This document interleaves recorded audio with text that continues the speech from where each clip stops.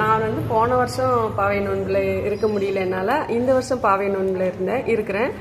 பாவை நோன்பு இருக்கனால எனக்கு ரொம்ப சந்தோஷமாக இருக்குது. எல்லாருமே இருக்கவும் எனக்கு கேட்டோன்னே நான் இருக்கணும்னு நினச்சிட்டு இருந்தேன். அதே மாதிரி நீங்கள் சொல்கிற அந்த விளக்கம் வந்து ஒவ்வொரு வரிக்கும் சொல்லும்போது அது சிம்பிளாகவும் இருக்குது, நல்லா புரிகிற மாதிரியும் இருக்குது. அதே மாதிரி ஆந்தனையும் கை காட்டி அப்படி சொல்லி அந்த காயின் போடுறப்ப அந்த விஷயம் வந்து நம்ம தினமே தானம் பண்ணுறோங்கிற அந்த உள்ளத்தில் இருக்கிற அந்த ஃபீலிங் வந்து ரொம்ப நல்லா இருக்குது. ரொம்ப நன்றி. வணக்கம் சபரி, ரொம்ப சந்தோஷம்.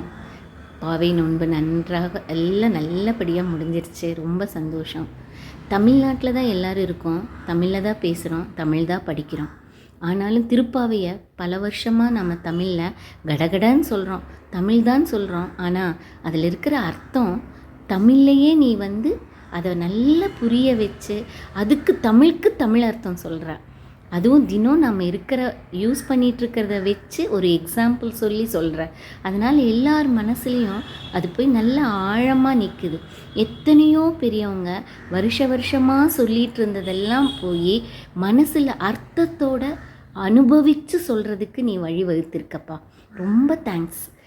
அது இல்லாமல் கூடியிருந்து குளிர்ந்தேலோர் எம்பாவாய்ங்கிறத சொல்கிறது மட்டும் இல்லாமல் எங்களையெல்லாம் உணரவும் வச்சுருக்க. இது ஒரு 10 பெண்கள் இருக்கிற இடத்துல ஏதோ ஒரு சின்ன மனஸ்தாபம் வரும் கண்டிப்பாக ஒரு பேச்சு பேசுகிறப்ப.